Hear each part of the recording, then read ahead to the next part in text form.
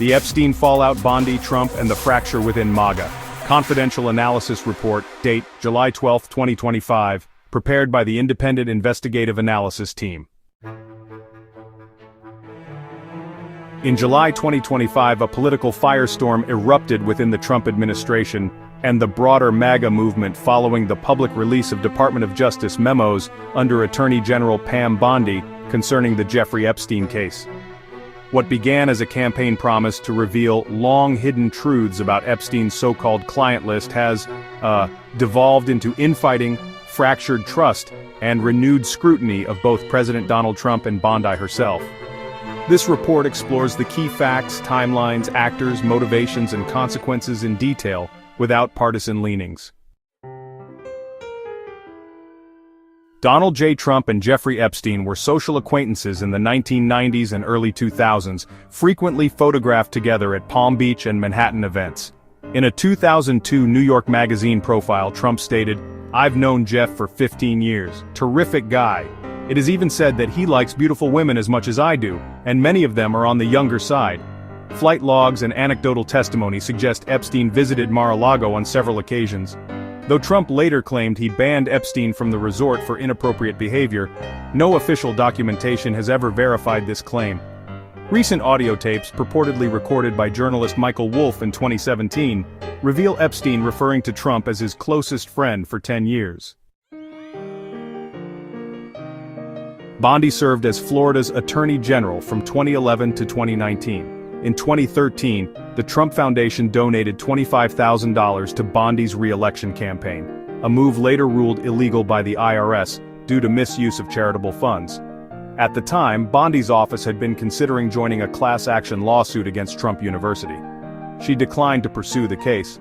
Bondi later became a prominent Trump ally, defending him during his first impeachment trial. In early 2025, she was appointed as Attorney General of the United States. In early 2025, Bondi publicly suggested that long-awaited Epstein case materials, including a rumored client list, would be released. Conservative influencers and media outlets heralded this as a pending reckoning for political and Hollywood elites allegedly protected by previous administrations. Bondi, during interviews and at press conferences, made cryptic references to having these documents on her desk and promised a transparent and thorough release. On July 7, 2025, the Department of Justice released a 62-page internal memo summarizing their findings.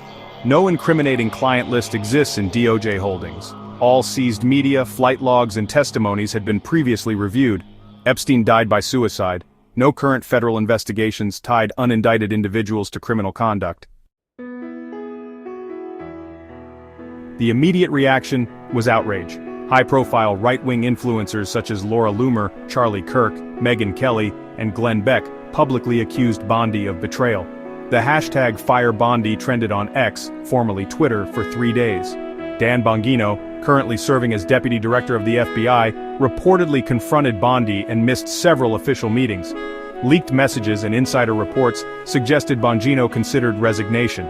Elon Musk added fuel to the fire by tweeting that Trump's name had appeared in internal FBI summaries related to Epstein. He deleted the post 37 minutes later, but not before it went viral. Musk later claimed it was a misunderstanding.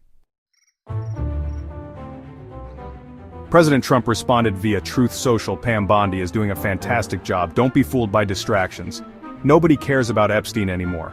This marked a clear effort to close ranks and minimize damage. However, this response was seen by some in the MAGA base as dismissive and honestly, a bit tone-deaf. At the Turning Point USA Summit in Tennessee, several grassroots leaders openly expressed disappointment in the administration.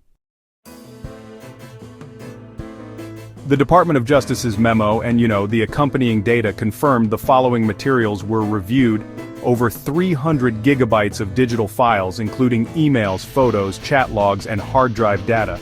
There were 187 hours of video footage from Epstein properties, as well as flight logs from Epstein's private jet, the so-called Lolita Express. They also looked at visitor logs to Epstein's homes in New York, Florida, and Little St. James Island.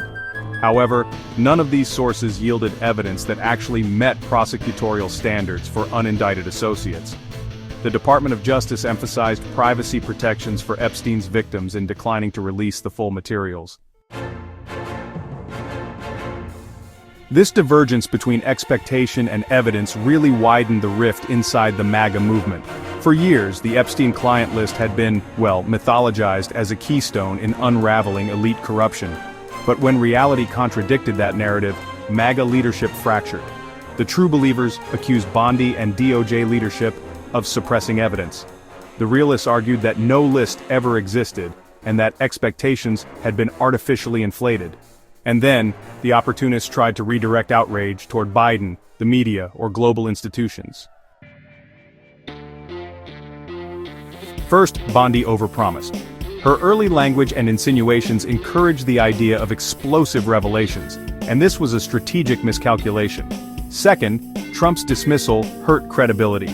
His minimization of the issue really alienated some of his most vocal supporters, many of whom had invested years believing in the Epstein narrative. Third, the client list myth persists. Despite DOJ disclosures, the demand for a list of names, regardless of evidence, remains a symbolic need within conspiracy-driven subcultures. And fourth, internal GOP fractures are widening. This episode highlights a growing tension between establishment Trump loyalists and the more radicalized conspiracy-driven base. The Epstein-Bondi-Trump triangle reveals more than just the persistence of conspiracy culture. It exposes the fault lines in modern American populism.